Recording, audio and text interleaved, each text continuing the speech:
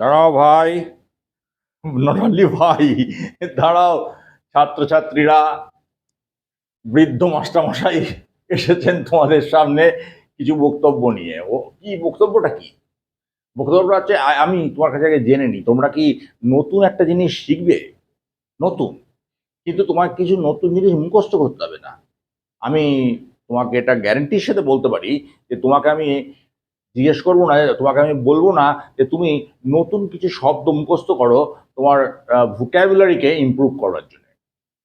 তুমি যে শব্দগুলো জানো সেইগুলোকেই কিভাবে তুমি ব্যবহার করতে পারো বিভিন্ন সেন্টেন্সে, এবং তার জন্যে তোমাকে কিচ্ছু লেবার করতে হবে না, কোনো রকম পরিশ্রম করতে হবে না। আমরা আজকে কি শিখবো? আমরা আজকে শিখবো প্রিপোজিশনস কিভাবে অ্যাডজেক্টিভ হিসাবে ব্যবহার হয়, অ্যাডভার্ব হিসাবে ব্যবহার হয়। ঠিক আছে, আমরা তো জানি প্রিপোজিশন মানে হচ্ছে to, in, from, of, on, etcetera etcetera.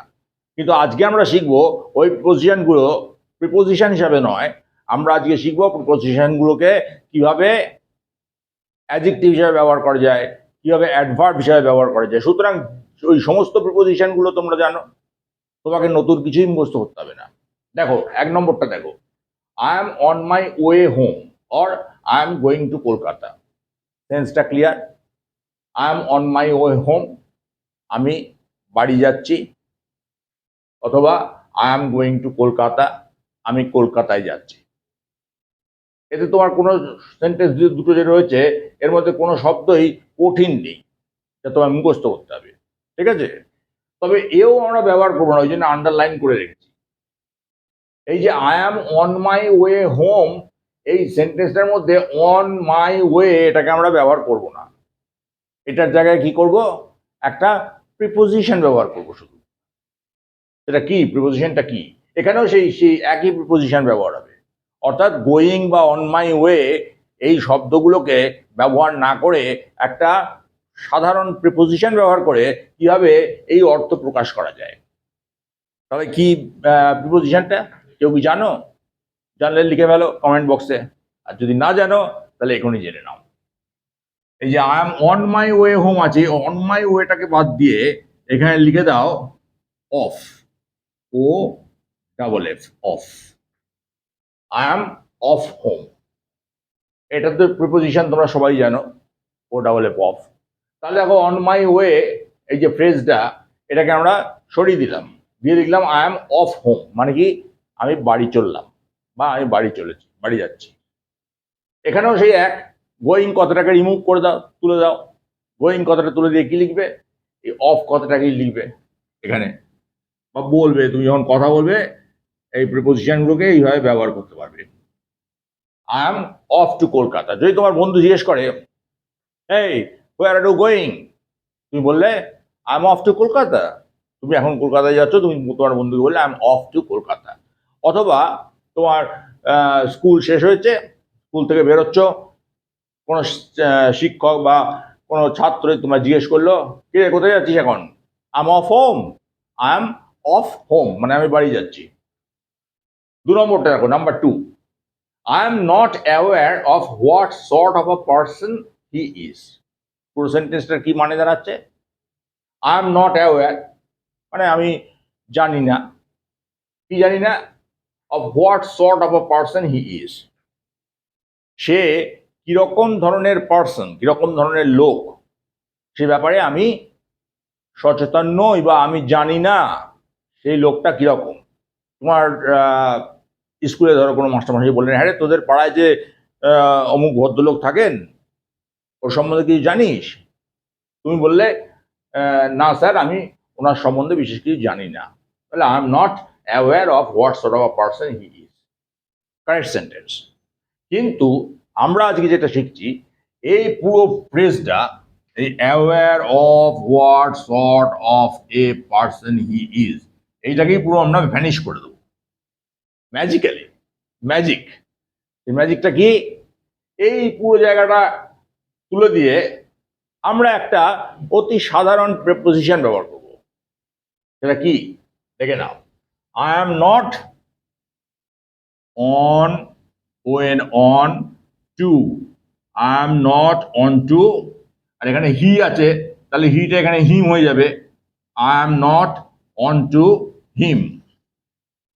তুমি যদি এটা বলো, sir I am not on to him, তিনি যদি ইংরেজির মাস্টারমশাই হন, তিনি ভাববেন, তিনি খুব গর্বিত হবেন যে হ্যাঁ আমাদের ছাত্র সত্যিকারের ইংরেজিটা শিখেছে, এই ইংরেজি শিক্ষার মধ্যে কোনো রকম খাদ নেই।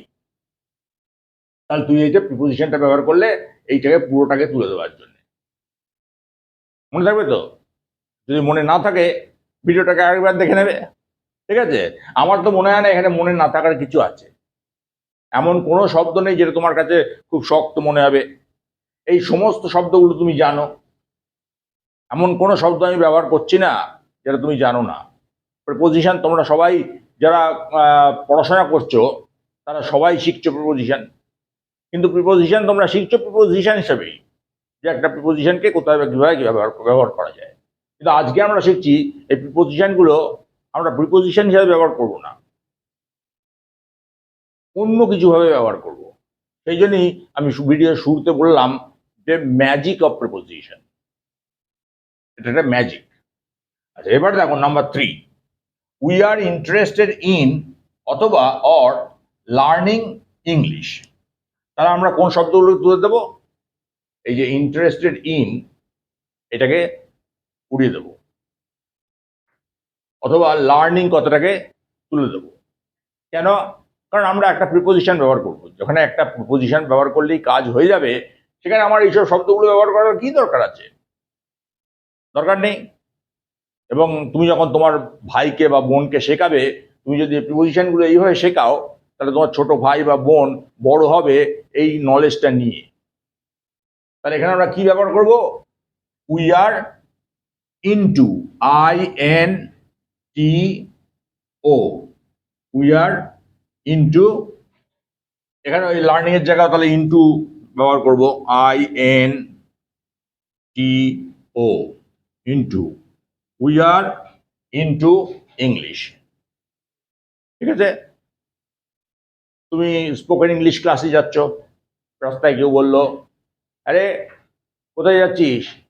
বললে আই এম ইনটু ইংলিশ, তার মানে আমি ইংরেজি শিখছি, আই এম লার্নিং ইংলিশ। তুই নতুন কোনো ভাষা শিখছিস? হ্যাঁ আমি একটা ভাষা শিখছি। তাহলে কি বলবে?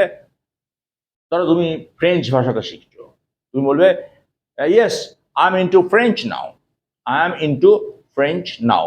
তার মানে হতে পারে I am interested in French বা I am learning French. Number 4 দেখো, after the day's work I am very tired.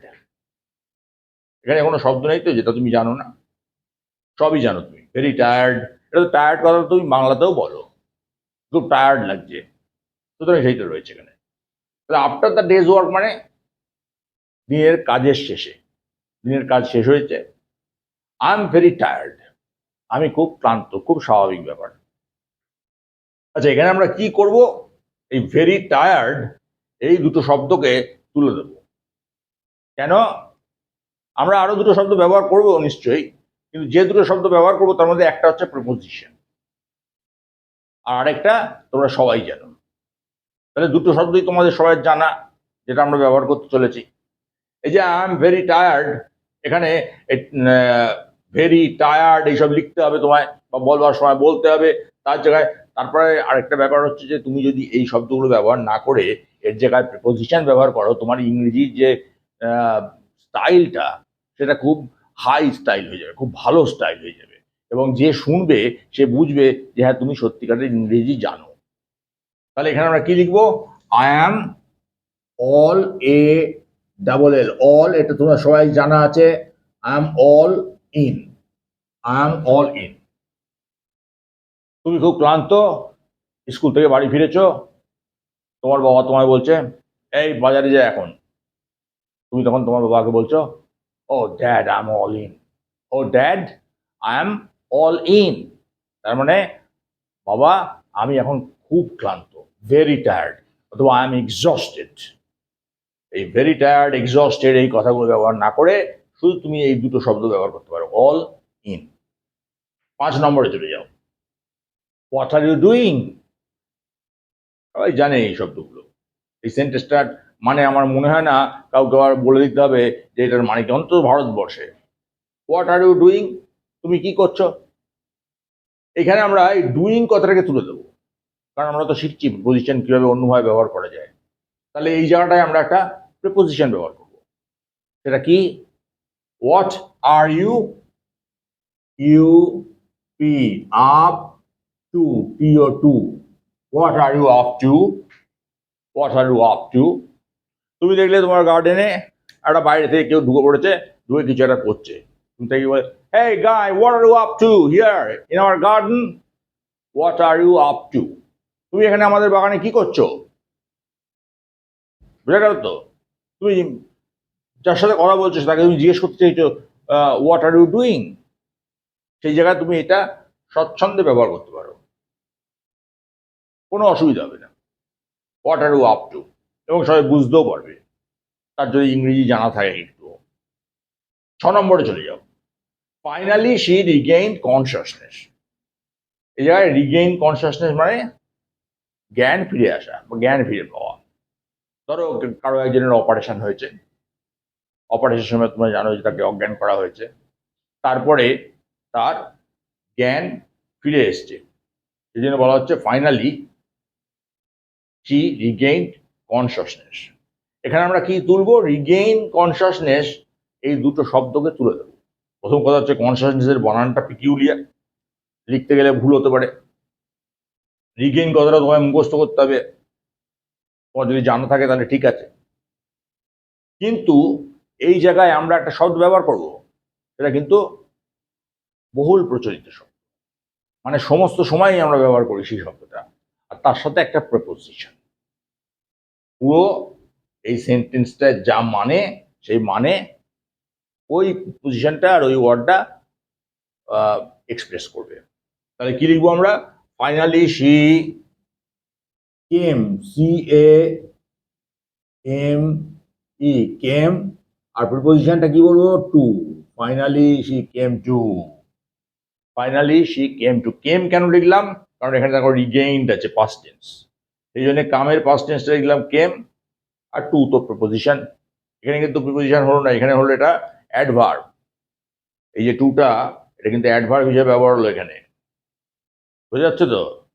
আমি আগেই বলেছি যে প্রিপোজিশনকে কিভাবে অ্যাডভার্ব হিসাবে, কিভাবে অ্যাডজেক্টিভ হিসাবে ব্যবহার করা যেতে পারে, সেইটাই আমরা আজকে শিখবো। সেই জন্যই এটার নাম দিলাম ম্যাজিক অফ প্রিপোজিশনস।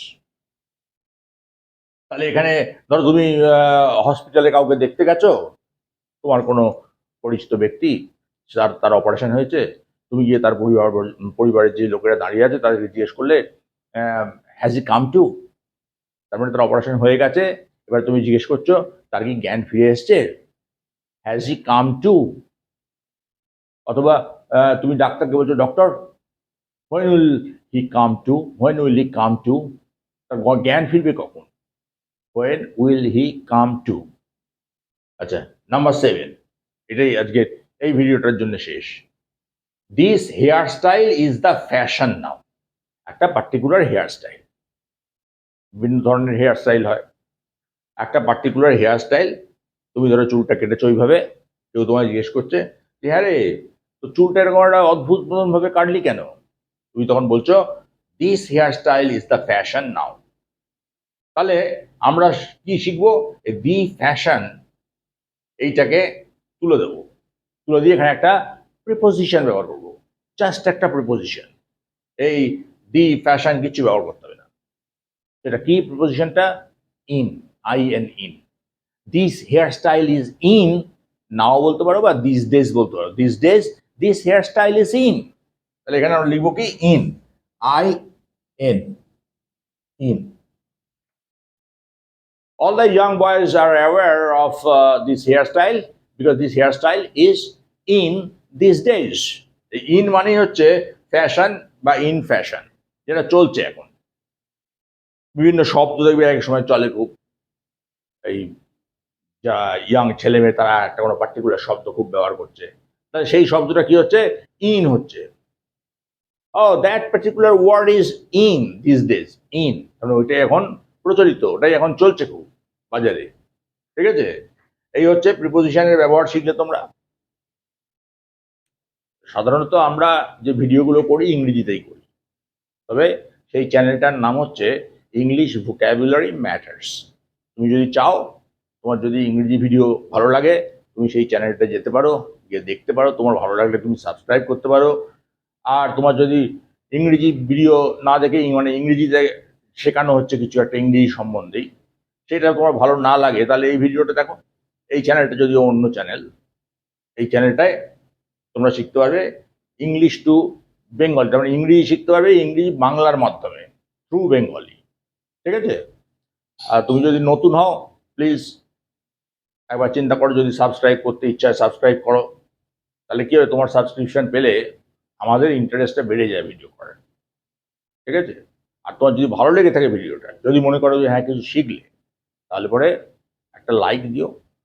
আর যদি কিছু না শিখে থাকো, যদি তোমার মনে হয় এগুলো একটা ভিডিওটার কোনো মানেই নেই, ফালতু ভিডিও, তাহলে পরে তুমি ডিসলাইক দাও। কিন্তু তোমাকে আমি অনুরোধ করব যে তুমি কমেন্ট বক্সে লিখে দাও, কমেন্ট লিখে দাও যে এই কারণের জন্যে আমি এই ভিডিওটাকে ডিসলাইক দিলাম। এতে কি হবে, পরবর্তী যে ভিডিওগুলো বানাবো, সেই ভিডিওগুলো বানাতে আমার টিচিং টেকনিকটা ইমপ্রুভড হবে। সেই জন্য তোমার কাছে এই অনুরোধ। আর বেশি বড় করার কোনো দরকার নেই ভিডিওটা। You again in the next video. Bye by.